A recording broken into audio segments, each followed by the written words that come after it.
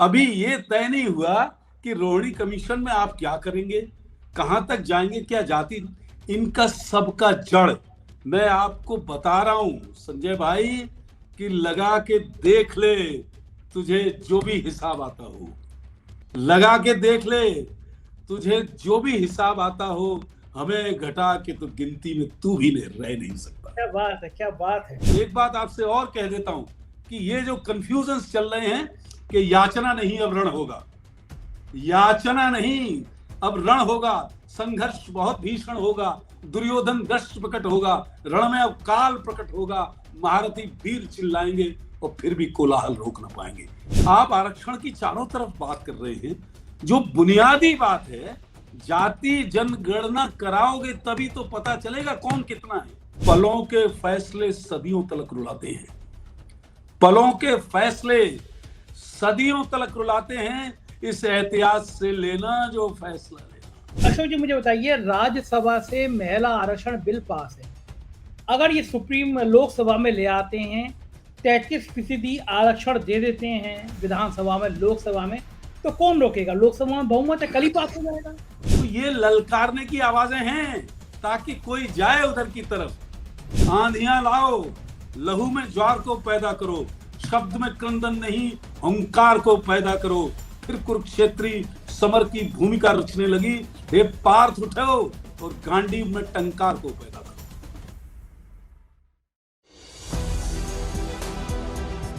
नमस्कार, मैं हूं संजय शर्मा, आप देख रहे हैं 4PM न्यूज नेटवर्क। पुरानी संसद में प्रधानमंत्री जी का नया नया भाषण कैसा लगा आपको? मैंने भाषण सुना कि देखो प्रधानमंत्री जी बोल क्या रहे हैं, और मैं चौंका। नेहरू जी को इतना प्यार तो शायद गांधी परिवार में भी कभी नहीं आया होगा, जितना अचानक प्रधानमंत्री के दिल से निकलने लगा। पत्रकारों के प्रति प्यार और फिर उनके वादों की झड़ी लगने लगी। तब मेरे जहन में सवाल आया कि कुछ तो है जिसकी पर्दादारी है। संसद भवन में पहुंच रहे हैं, नए भवन में नई बात ला रहे हैं। प्रधानमंत्री जी ने कह दिया ऐतिहासिक होने वाला है ये सत्र। सब सोच रहे थे कि इस सत्र में होगा क्या, कौन सा ऐसा जादू का पिटारा खोलने जा रहे हैं प्रधानमंत्री जी, जिसको खोलेंगे और बम बम बम करके कबूतर उड़ने लगेंगे। प्रधानमंत्री जी भी जानते हैं कि 2024 से पहले ये 4 दिन सबसे महत्वपूर्ण है। हो सकता है ये सत्र लंबा चल जाए, 4 दिन का टाइम दिया, ज्यादा खिंच जाए, 10 दिन हो जाए, 20 दिन हो जाए, लेकिन 4 दिन में प्रधानमंत्री जी करने क्या वाले हैं। मेरे संग डिबेट में श्रीवण गर्ग जी थे, सीनियर जर्नलिस्ट हैं, देश के जाने वाले पत्रकार हैं। उन्होंने कहा ये 4 दिन 400 साल का इतिहास लिखने वाले हैं। उन्होंने कहा ये 4 दिन भारत के लोकतंत्र के लिए बड़े महत्वपूर्ण दिन हैं। तो जाहिर है अगले 72 घंटे में देश में कुछ ऐसा होने जा रहा है जो ऐतिहासिक होगा।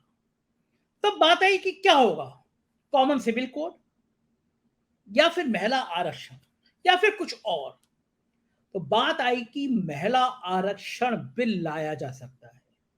देश की आधी आबादी को पहले महिलाओं ने बहुत वोट दिया है प्रधानमंत्री जी को, तो फिर इस बार महिलाओं को टारगेट किया जाए, क्योंकि महिलाएं बहुत नाराज हैं, बढ़ती हुई महंगाई से नाराज हैं, बढ़ते हुए गैस के सिलेंडर के रेट से नाराज हैं। तो उन महिलाओं को यह बताया जाए कि देश में इतिहास में पहली बार इतनी क्रांति हुई है कि किसी प्रधानमंत्री ने, किसी सरकार ने महिलाओं को 33% आरक्षण दिया। यह भी कयास है कि महिला आरक्षण के जरिए 2024 का चुनाव जीता जा सकता है। लेकिन क्या ये इतना आसान होगा? मेरे जो एस्ट्रोलॉजर हैं, जो आके मुझसे पॉलिटिकल चर्चा करते हैं और पूरी दुनिया में बड़ा चर्चा में आते हैं, दुनिया के तमाम देशों से उनके लिए संदेशे आते हैं, उन्होंने मुझसे संडे को कहा था कि विशेष सत्र में कोई ऐसा बिल लाया जाएगा जिसको लेकर हंगामा होगा, जनता विद्रोह करेगी, जनता में विरोध होगा। सुनिए एस्ट्रोलॉजर महोदय राजीव नारायण जी क्या कह रहे हैं, और सोचिए कि क्या वास्तव में इस जोशी की बात सच होने जा रही है। सुनाता हूं मैं आपको राजीव जी ने क्या कहा था। लोकसभा का विशेष सत्र बुलाया गया है और सबकी निगाहें, क्या लग रहा है इस विशेष सत्र का हश्र क्या होगा? देखिए, इस विशेष सत्र में हमने तो पहले ही कहा था आपके प्रोग्राम में कि मेलाफाइड इंटेंशन है सरकार के, और ये सरकार जो है बेसिकली एक इस समय की स्थिति, और मैं बताऊं तो ये दो कुंडलियां हैं हमारे यहाँ। जब फलादेश किया जाता है तो 2 महीने हमारे हिंदू शास्त्र में मतलब हिंदू धर्म के में माने गए हैं। एक चंद्रमास होता है, जैसे बैसाख, ज्येष्ठा, ये नक्षत्रों के आधार पर है।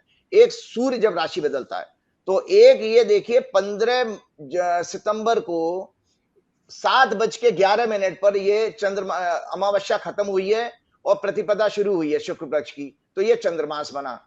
और ये 17 सितंबर को 1:35 पर सूर्य अपनी राशि बदलेगा। इन दोनों कुंडलियों में एक खतरनाक चीज आ रही है कि सूर्य की डिग्री राहु के नजदीक है। तो सूर्य की डिग्री राहु के नजदीक का मतलब है राहु को माना गया है छल कपट। और एक और चीज है, विक्षिप्त राजा, डिस्टर्ब जो है इस समय मोदी जी डिस्टर्ब होकर के, डिस्टर्ब माइंड के जरिए बहुत ही खराब निर्णय लेने जा रहे हैं इस विशेष सत्र में, जिसका कि पब्लिक को कष्ट होगा और पब्लिक जिसका विरोध करेगी आने वाले टाइम। ये मैंने आपको बताया, चाहे वो आपका यूनिफॉर्म सिविल कोड से रिलेटेड हो, चाहे वो आपके जो लॉ बनाने जा रहा है, क्रिमिनल लॉज को इन्होंने चेंज किया है, चाहे वो आपका वन नेशन वन इलेक्शन हो। ऐसे मुद्दे, ऐसे बिल लेकर के आएंगे जिससे जनता को कष्ट हो और डेमोक्रेसी के ऊपर जो है क्वेश्चन मार्क लगेगा। ऐसे विचित्र माइंड मैंने इसलिए कह दिया क्योंकि सूर्य की डिग्री बिल्कुल राहु की डिग्री के नजदीक में है। बहुत बड़ी बात कह दी आपने कि इस विशेष सत्र में मानसिक विक्षिप्त वाली अवस्था में सरकार कुछ बिल लाएगी जो जनता के हित में नहीं होंगे और जनता उसका विरोध करेगी। आपने सुना, ये थे राजीव नारायण जी जोशी। लेकिन एक शख्स और है जिससे जो बात करता है आरक्षण की।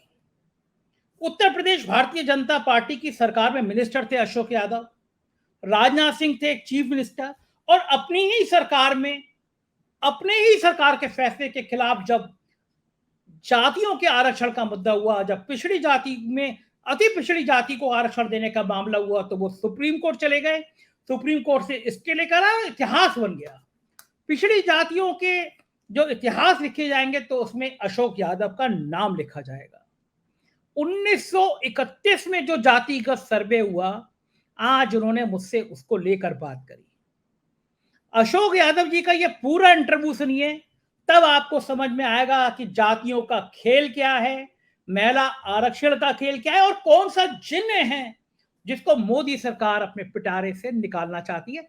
चलते हैं सीधे अशोक यादव जी के पास। स्वागत है अशोक यादव जी आपका। और आज आपको कष्ट इसलिए दिया कि आपने तो एक लड़ाई लड़ी थी जब आप मंत्री हुआ करते थे। राजनाथ सिंह जी आपके मुख्यमंत्री थे, आप उस सरकार के मिनिस्टर थे, और राजनाथ पिछड़ों में अति पिछड़ा ले आए थे, कार्ड ले आए थे, और उसको मास्टर स्ट्रोक बताया गया पूरे देश में कि अब तो ये बीजेपी का मास्टर स्ट्रोक। और आप ऐसे मिनिस्टर थे जो उसके खिलाफ सुप्रीम कोर्ट चले गए थे और सुप्रीम कोर्ट से स्टे हो गया था, सब हवा निकल गई थी। आपने पिछड़ी जातियों को लेकर एक लंबी लड़ाई लड़ी है, पूरा देश आपको जानता है कि आप उन नेताओं में हैं जिन्होंने पिछड़ों में अति पिछड़े का विरोध किया। तो आज जब विशेष सत्र बुला लिया गया है, ये हम लोग बातचीत कर रहे हैं, उसके कुछ घंटे बाद नए सत्र में नई संसद भवन में प्रवेश कर जाएंगे मुख्यमंत्री प्रधानमंत्री जी, तब एक बात आ रही है सामने और सब अनुमान लगा रहे हैं कि सरकार एक ट्रम्प कार्ड ला सकती है। सरकार समझ रही है कि जाति जनगणना की मांग, और बिहार में जिस तरह जाति जनगणना शुरू हुई है क्योंकि सुप्रीम कोर्ट ने रोक नहीं लगाई है, तो सब मान रहे हैं कि एक मास्टर स्ट्रोक ला सकते हैं मोदी जी, और वो है महिला आरक्षण विधेयक बिल। तो क्या ये महिला आरक्षण जो है, ये पिछड़ों की जो चेतना है, पिछड़ों की जागृति है, सरकार से पिछड़ों की जो नाराजगी है, क्या लगता है कि महिला आरक्षण बिल सब पे पानी फेर देगा, बम बम करके जीत जाएंगे मोदी? मैं पहले तो आपका बहुत शुक्रिया अदा करता हूं कि मुझे खुद अंदाजा नहीं था। आपने पिछली दफा जब आरक्षण पे प्रोग्राम किया तो मुझे किसी बहुत बड़े आदमी ने बताया, मुझे तो देखना भी नहीं आता है, कि वो जो आपने प्रोग्राम किया था वो तब कल परसों की बात है, 7,08,000 लोगों ने उसे देखा। अब उतना बड़ा प्रोग्राम करने के लिए तो रैली करनी पड़ेगी, 4 महीने लगेंगे उसमें। तो एक एक बच्चा जो एनालाइज थे, आपका चैनल पूरे बर्रे सगीर में फैल गया, पूरी दुनिया में फैल गया है। वो वजह कुछ भी बनती हो, फैल गया है, आपकी बेबाकी से फैला है। और मैं ऊपर वाले को बहुत दुआ करता हूं और बहुत उसका दश्त शफकत है कि हम आपकी वजह से हम लोग भी बुलंदियां छू रहे हैं। 4 PM इतनी ऊंचाइयों पर जाएगा, आप देखते रहिए। मैं एक बात आपसे कहना चाहता हूं कि वो है ना कि तेरा ध्यान किधर है मेरी जान, सबको खबर है। मेरी जान सबको खबर है तेरा ध्यान किधर है। ये ध्यानाकर्षण प्रस्ताव को भटकाना है सारा। अभी रोहिणी कमीशन का किस्सा तय नहीं हुआ, अभी ये तय नहीं हुआ कि रोहिणी कमीशन में आप क्या करेंगे, कहां तक जाएंगे, क्या जाति, इनका सबका जड़ मैं आपको बता रहा हूं संजय भाई कि लगा के देख ले, तुझे जो भी हिसाब आता हो, लगा के देख ले, तुझे जो भी हिसाब आता हो, हमें घटा के तो गिनती में तू भी रह नहीं सकता। क्या बात है, क्या बात है, क्या बात है। हमें घटा के तो गिनती में तू भी रह नहीं सकता। और मेरा फ्लो तेज हो रहा है। एक बात आपसे और कह देता हूं कि ये जो कंफ्यूजन चल रहे हैं कि याचना नहीं अब रण होगा, याचना नहीं अब रण होगा, संघर्ष बहुत भीषण होगा, दुर्योधन दष्ट प्रकट होगा, रण में अब काल प्रकट होगा, महारथी वीर चिल्लाएंगे और फिर भी कोलाहल रोक ना पाएंगे। ये लड़ाई छोटी मोटी नहीं है, ये 60% लोगों की लड़ाई है कुल मिला के। अभी रोहिणी कमीशन की बात तय नहीं हुई, उसमें और सबकी जड़ में 27 बरस से आप यकीन नहीं करेंगे, महिला आरक्षण की बात पिछले 27 वर्षों से चल रही है। कितनी राज्यसभा में कितने, मैं कहता हूं फिर वो इश्यू उठेगा। इनका मंशा मेरी समझ में नहीं आ रहा है कि करना कहां चाहते हैं। मैं एक बात और कहता हूं संजय भाई, पलों के फैसले सदियों तलक रुलाते हैं, पलों के फैसले सदियों तलक रुलाते हैं, इस एहतियात से लेना जो फैसला लेना। फिर सुन लीजिए, ये पूरी दुनिया का मशहूर शेर सुना रहा हूं आपको कि पलों के फैसले सदियों तलक रुलाते हैं, इस एहतियात से लेना जो फैसला लेना। अब आता हूं इस पे, ये मेरे पास ओरिजिनल 1931 का सर्वे है जो AC टर्नर ने किया था। मैंने लड़ाई लड़ी थी तो ऐसे नहीं लड़ी थी संजय भाई, इस पे फोकस कराइए, 1931 लिखा होगा। हाँ 1931 लिखा तो है ये 1931 ये ऑथेंटिक सर्वे हुआ हिंदुस्तान में। 1931 जातिगत सर्वे, जातिगत सर्वे ये AC टर्नर ने किया था, जो अच्छा। पहली दफा हिंदुस्तान में हुआ, और इससे पहले 1872 में हुआ। हम जब सुप्रीम कोर्ट गए, और एक बात और मैं बताना चाहता हूं, हमारे केस को पहले राम जेठमलानी ने हमने बात करी, और उनको, मुझे कोई बुरी बात नहीं कहना चाह रहा हूं, प्राइम मिनिस्टर मोदी साहब उन्हें कहीं अमेरिका में देखने गए अस्पताल में, बोले यार ये क्या कर रहे हो भाई, इससे हट जाओ। उनकी पत्नी और वाइफ से भी कहा, तो उन्होंने मेरे हाथ जोड़े, भाई मैं नहीं लड़ पाऊंगा, मैं माफी चाहता हूं। फिर मैंने शांति भूषण जी से बात करी, तो वो भी थोड़ा सा, फिर मैंने एक साउथ के राव साहब होते थे, उन्होंने भी मना कर दिया। एक हिंदुस्तान का सबसे बड़ा वकील है जिसका नाम है कपिल सिब्बल, उन्होंने कहा कि भाई साहब मैं आपका लड़ूंगा, और शर्त यह है कि मैं 1 रुपया आपसे नहीं लूंगा। वाह, 1 रुपया। और 5-5 हजार लोग इकट्ठे होते थे, पूरा पूर्वांचल से लोग आते थे, क्योंकि नौजवानों की जिंदगी और मौत का सवाल बन गया था। इसके बाद ये जाति जनगणना कैसे होती है, ये 1931 में बनाए, ये पार्लियामेंट लाइब्रेरी से हम लोगों को बड़ी मुश्किल से मिला। उसके बाद ये छेदीलाल कमीशन अलग बना उत्तर प्रदेश में। तो मैं चूंकि मैं इस लड़ाई को सुप्रीम कोर्ट तक लड़ा हूं, मैं फिर कह रहा हूं संजय जी, इसमें आप महिला आरक्षण जोड़िए या रोहिणी कमीशन जोड़िए, सबके सब पानी समुद्र में गिरेंगे, नदियां गिरेंगी समुद्र में, उनके तौर तरीके एक ही हैं। मुझको आप ये बताइए, आप आरक्षण की चारों तरफ बात कर रहे हैं, जो बुनियादी बात है, जाति जनगणना कराओगे तभी तो पता चलेगा कौन कितना है। मुझे लगता है और मैं इसमें अपने लोगों से कहता हूं कि आंधियां लाओ लहू में ज्वार को पैदा करो, आंधियां लाओ लहू में ज्वार को पैदा करो, शब्द में क्रंदन नहीं हंकार को पैदा करो, फिर कुरुक्षेत्री समर की भूमिका रचने लगी। हे पार्थ उठो और गांडीव में टंकार को पैदा करो। मैं सब नौजवानों को, सब अपनी महिलाओं को आगाह करना चाहता हूं, ये आरक्षण देने के तौर तरीके मुझे लग नहीं रहे। कोई ना कोई सुप्रीम कोर्ट चला जाए ये, क्योंकि जब आप जाति जनगणना नहीं करोगे संजय जी, तो बेसिस क्या रहेगा? आपके पास कोई कैलकुलेशन नहीं है। आप गलती कर रहे हैं इसमें। ये इतना आसान मसला नहीं है। जो 60 अच्छा, मुझे एक बात बताइए, जब ये इशू उठेगा कि भाई महिलाओं को, उसमें टेक्निकल इशू बहुत है, मैं उन पर बात नहीं करना चाहता, वो क्लैरिकल इशू है, वो सब अखबारों में छपते हैं, उस पर मैं बात नहीं करना चाहता। मैं तो एक छोटी सी बात कहना चाहता हूं। और अब ये लोग ऐसे हालात कर रहे हैं कि खिलाफ रहने पे मजबूर कर दिया तूने, बहुत करीब थे और बहुत दूर कर दिया तूने। ये कम्युनिकेशन घटा देगा, इतने फासले पैदा कर देगा। एक बात बताइए, जो 60% लोग हैं, अभी किसी जाति विशेष की तो बात हो नहीं रही है। आपका वो वीडियो 7 लाख कैसे पहुंच गया? इसलिए पहुंच गया कि लोग दुखी हैं, एक एक बात आपकी सुन रहे हैं आरक्षण की, और नौजवान दुखी। अब महिलाओं की बात आ गई, अभी रोहिणी कमीशन में कुछ नहीं तय हुआ, अब महिलाओं की बात आ गई। तो आप ये घड़ी घड़ी अपनी बातें बदल रहे हैं, घड़ी घड़ी ये कह रहे हैं तो लोग कंफ्यूज हो जाएं और वो असली बातें छुप भी जाएं जिन पर ये सब लोग घेरे में हैं। आप मुझे बताइए, जब महिलाओं के आरक्षण की बात, किसे बुरा लगेगा महिलाओं की आरक्षण बात? लेकिन फिर एक बात आएगी, ये इतना आरक्षण, देखिए आरक्षण की कॉन्स्टिट्यूशनल लिमिट है, it can not exceed more than 50%।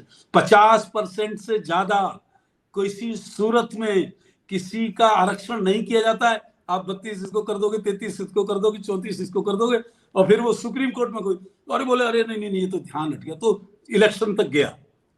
और जब कॉन्स्टिट्यूशनल बेंच, जब हम गए थे तो ऐसा नहीं था कि हमें आसान से सुन लिया था, नहीं, बहस हुई, बड़े बड़े वकील उधर से भी खड़े हुए, हिंदुस्तान के जो सबसे बड़े वकील थे 10, वो खड़े हुए। मुझे उम्मीद नहीं थी कि सरकार यहां भी थी और सरकार वहां भी थी। लेकिन एक बात कह रहा हूं संजय भाई, कि तब बात और थी और अब बात और है। तब बात गए वो दिन कि हवाओं से खौफ खाते थे, हवा से कहना चरागों से होशियार रहे। अब वो बात नहीं है। मैं कह रहा हूं, मेरी बात सुनना आप, कि तब बात और थी और अब बात और है।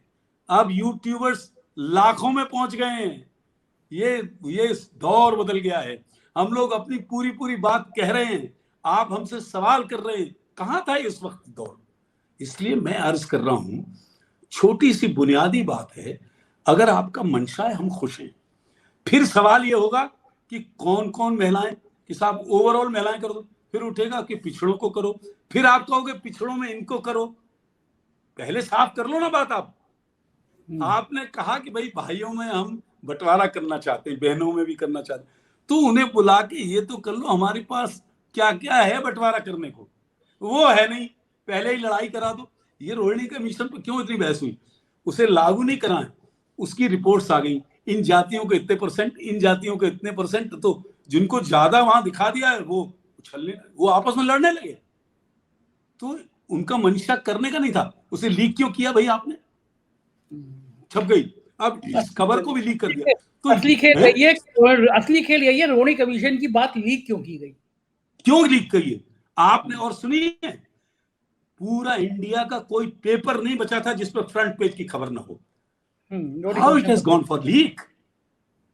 तो आपका मंशा तो अब तो बच्चा जान लेता है 2 साल का भाई साहब, कि सामने वाले का मंशा क्या है। मंशा आपका, आप रोज नई चीजें ला रहे हैं और जो ध्यान भटका रहे हैं लोगों का। तो लोगों को क्या अंदाजा नहीं है, लोगों को ये इल्म नहीं है कि हमारी ये लड़ाई कहां जा रही है। और फिर 1872 से जो चीजें चल रही है उसे आप 3 दिन के सेशन में तय कर लोगे, 4 दिन के सेशन में तय कर लोगे, इतना आसान है। वो मंशा ये है कि ये सब में झगड़े हो जाएं और जगह जगह स्टेटों में, राज्यों में इतने झगड़े फैल जाएं और उसमें हम अपनी गाड़ी धीरे से निकाल ले जाएं। लेकिन सनातन क्या है? अशोक ये बताइए। अच्छा, और एक बात बता, आप याद रखो ना, जो संघ प्रमुख ने कहा, भागवत जी ने, कि आरक्षण तो 200 साल चलेगा। वो तो 200 साल पे पहुंच गए, उन्हें कौन नीचे उतार के लाएगा? पहले उनको पकड़ो भाई साहब। 200 साल की एक बात कर रहे हो आप, तो इन्हें तो समझाओ।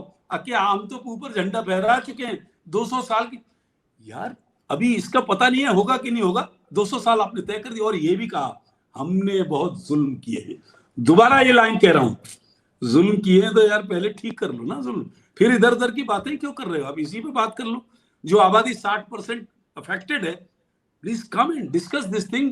First of all leave everything, करो। आप बहुत पढ़े पढ़े लिखे लोग हैं। मैं दोबारा आपको कहना हूं, मैं कपिल सिब्बल का जिंदगी में एहसान नहीं भूलूंगा। कपिल सिब्बल जैसा काबिल वकील अगर इस केस में खड़ा नहीं होता संजय जी, तो ये रुकता नहीं। बारूचा साहब चीफ जस्टिस थे, वो प्रभावित नहीं हुए किसी से। कॉन्स्टिट्यूशनल बेंच, जब संवैधानिक पीठ ने कोई चीज तय कर दी है तो आपको दोबारा लौट के फिर उसमें जाना पड़ेगा। वो कोई सिंगल जज का जजमेंट नहीं है। अशोक जी मुझे बताइए, राज्यसभा से महिला आरक्षण बिल पास है, अगर ये सुप्रीम लोकसभा में ले आते हैं, 33% आरक्षण दे देते हैं विधानसभा में, लोकसभा में, तो कौन रोकेगा? लोकसभा में बहुमत है, कल ही पास हो जाएगा। उसमें इतने छेद रह जाएंगे, इतनी लीगल एनोमलीज रह जाएंगी। अच्छा आप मुझे बताओ, अगर इनका वो राजनाथ सिंह ने जब किया था, अगर उनका मंशा बहुत अच्छा था, तो वो ऊंची ऊंची मीनारों पर खड़े होके ये क्यों कह रहे थे कि इस माई के लाल में ताकत है? आप कोई चीज दे रहे हो फिर आपको ललकारोगे आप? आपका इंटेंशन उसी से पता चलता है, क्यों ललकार रहे हो आप? तो ये ललकारने की आवाजें हैं ताकि कोई जाए उधर की तरफ। अच्छा मुझे बताओ, आपको सबको देना आरक्षण? आरक्षण में ऐसा तो नहीं है बीजेपी वालों को मिलेगा, ऑल पार्टी सबको मिलेगा ना। तो आप बुलाओ ना उनको, पहले सेशन में पूरी बहस करा दो, 100 साल का इतिहास निकालो, ये सारी रिपोर्टें हैं इनको निकालो, और जिन लोगों ने इस पर काम किया है उनको भी बुलाओ। लेकिन ये तो अलग अलग मुद्दे हैं ना, जातिगत मुद्दा अलग है, आरक्षण का मुद्दा अलग है। जो इंटेंशन है आरक्षण का वो तो एक है ना, उसी की ब्रांचें हैं, सब उसकी ब्रांचें हैं। और दूसरा ये भी है कि महिला आरक्षण अगर होता है तो उसमें पिछड़ों की कितनी होगी, दलितों को कितना आरक्षण दिया जाएगा, महिलाएं, पिछड़ी महिलाएं कितनी, दलित महिलाएं कितनी, तो फिर एक बहस का मुद्दा हो जाएगा ना, वो इतना 3 दिन में तय हो जाएगा। अच्छा मान लो उन्होंने होमवर्क करके रखा हो कि हम पिछड़ों को भी इतना दे देंगे, दलितों को भी इतना दे देंगे, और कल अनाउंस कर दें वो पास करा दें कल शाम तक, तो क्या लहर चलेगी, महिलाओं की लहर चलेगी मोदी के पक्ष में? मैं माफी के साथ कहना चाहता हूं, अगर होमवर्क किया होता तो उस वक्त सुप्रीम कोर्ट ने स्टे क्यों किया था? तब गलती हो गई। छोड़ देंगे। अच्छा 6 छोड़ देंगे, इंटेंशनली छोड़ देंगे। 6 छोड़ देंगे जो दिखेंगे, छोड़ देंगे। ओके, ऐसे छोड़ देंगे। कहना मतलब ये कि ये ला सकते हैं, विधेयक पास करा सकते हैं, लेकिन कुछ चीजें ऐसी छोड़ देंगे जिससे सुप्रीम कोर्ट में स्टे कर दे। और आपसे कहेंगे भाई हमने तो किया था, वो सुप्रीम कोर्ट मेरे खिलाफ यही तो कहते थे कि अरे अब अशोक यादव ने रोक दिया। यार अच्छा, अशोक यादव तो अशोक जी बताइए, आप वो राजनेता रहे हैं जिनको ज्वाइन कराने के लिए खुद अटल बिहारी वाजपेयी शेखावत आए थे है ना, लाखों की भीड़ कराई थी, और आप उस समय मुलायम सिंह यादव बिल्कुल यादवों में ईश्वर हुआ करते थे, उस समय आपने मुलायम सिंह यादव के खिलाफ बगावत का बिगुल बजा दिया था और उन्हीं की कॉन्स्टिट्यूएंसी बजा दिया था। मैं 1 मिनट आपका लूं, 1 मिनट। हाँ, अटल बिहारी वाजपेयी मुझे ज्वाइन कराने आए। मेरा प्रोग्राम, हमारे परिवार का कॉलेज है अहीर कॉलेज, 1916 में बना, जब बनारस हिंदू यूनिवर्सिटी बनी, और वहां डिस्टरबेंस कर दिया, फिर हमें रामलीला मैदान में। उसके 20-25 दिन बाद उसी मैदान में मुलायम सिंह ने रैली करी, मायावती ने करी, कांग्रेस में करी। मैं तो बिना एमएलए एमपी होते हुए नेता हो गया, और हिंदुस्तान में उस वक्त के दौर में इतनी बड़ी रैली हुई नहीं थी जितनी हम लोगों ने वहां पे करी थी। मैं एमएलए नहीं था उस वक्त, और इसीलिए अगर अच्छा एक बात बताओ, मेरी रैली के बाद अगर मुलायम सिंह ने रैली करी तो हिंदुस्तान में तो संदेश चला गया ना, जो जाना था। मायावती ने करी तो वो तो मक्का मदीना हो गया था शुक्राबाद। आप तो देश के स्टार नेता रहे, पहले मंत्री रहे, जो हेलीकॉप्टर से कूद गए, हेलीकॉप्टर क्रैश हो गया, तो आपकी तो जितनी गाता है बहादुरी की कम है। मैं दूसरी बात कह रहे थे, आपको 100 करोड़ रुपया भी आप पचा गए। हाँ, और क्या, आपको हेलीकॉप्टर मेरे पर अब एक छोटी सी बात और याद आ गई। हमारी सरकार हिंदुस्तान में थी बीजेपी की और यूपी में भी थी, और मैनपुरी में कोई चुनाव लड़ने के लिए पार्लियामेंट का तैयार नहीं था। अब आप सुनना, और चुनाव के बहुत कम दिन रह गए थे। मुझे प्रमोद महाजन का फोन आया, कहा जल्दी आओ, प्राइम मिनिस्टर बुला रहे हैं। मैंने कहा पता नहीं क्या हो गया। मैं गया हड़बड़ाता हुआ, तो अंदर गया, उन्होंने मेरी कोई बात नहीं सुनी प्राइम मिनिस्टर ने। हाँ, लेकिन मुझे बहुत उनका दश्त शफकत का, कसम खुदा की बताता हूँ, उस जैसा बीजेपी में कोई आदमी था नहीं। इतना, मैं वाजपेयी जी की बात, गजब का इंसान था। उसे कोई हिंदू मुसलमान किसी से कोई मतलब नहीं, सबसे ज्यादा तो उनको मुसलमान वोट करते थे। उन्होंने कहा अशोक, मेरी प्रतिष्ठा का सवाल है, कोई टिकट नहीं मांग रहा मैनपुरी से। तो मैंने कहा साहब मैं मंत्री हूं, आप मुझे कहां भेज रहे हो? वह दुनिया भर का यादव है और मैं मुलायम सिंह से कैसे लड़ूंगा? ये बात सब सही है, वो हिंदुस्तान के बड़े नेता हैं पिछड़ों के। बोले नहीं, सब लोग कहते हैं तुम लड़ सकते हो, तुमने इतनी बड़ी रैली करी। संजय भाई, मैं बहुत कम नोटिस पे मैं मैनपुरी लड़ने गया। ऑफ कोर्स ये पता नहीं 98 की बात है क्या, 1 लाख लोगों ने नॉमिनेशन कराया। मुलायम सिंह पहली बार मैनपुरी सीट छोड़ गए थे, तो कुछ तो बात थी ना अशोक यादव। बिल्कुल ठीक बात है अशोक जी, आप तो एक टाइम में ब्रांड रहे हैं उत्तर प्रदेश की राजनीति के। मैं इसीलिए पूछ रहा हूँ, आपके देश और में आप तमाम, मुझे अभी फिर से ब्रांड बना रहे हो, 4 PM फिर से दोबारा से ब्रांड बना रहा है। नहीं, शुक्रिया। मुझे बताइए, ये गणित समझाइए कि आप बुरा मत मानिएगा, लेकिन पिछड़ी जाति के जो नेता हैं वो महिलाओं को बहुत आगे नहीं लाते हैं।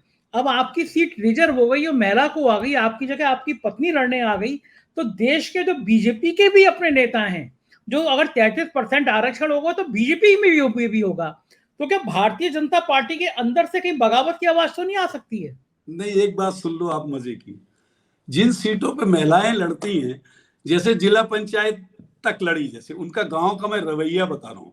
मेरे गांव में बहुत आना जाना रहता है, खेती बाड़ी हम लोगों पर है पुराने जमाने की। अहीर कॉलेज हमारे परिवार के लोगों ने 1916 में बनाया था, जब बनारस हिंदू यूनिवर्सिटी बनी, और 4 डिग्री कॉलेजेस बनाए थे। एक रेवाड़ी में भी सहयोग किया, मछलीपट्टनम में भी था और आंध्र प्रदेश में भी था। ये हमारा परिवार था एजुकेशन में। मुलायम सिंह जी हमारे स्कूल के पढ़े हुए हैं।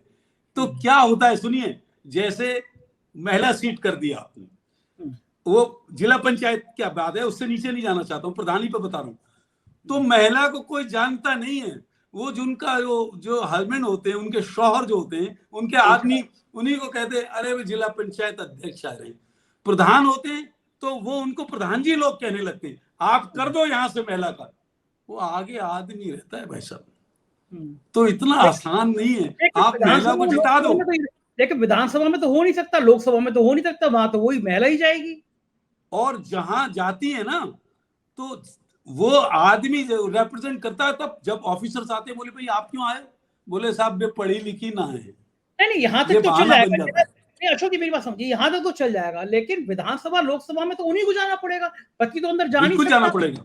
ये बगावत बिल्कुल जाना पड़ेगा, अंदर से भी बगावत हो सकती है। मैं कह रहा हूं हम लोग इसके पक्ष में, हम चाहते ये हो जाए, लेकिन करने वाले की नीयत पर सवाल हो सकता है, वो करना चाह रहे हैं कि नहीं करना चाह रहे। अगर आप ये बताइए, एक ऐसी चीज है जो इतने लोगों के लिए हो सकती है, तो बुलाओ ना यार all party before going into the parliament. Parliament में तो आप कानून बनाने आ गए ना।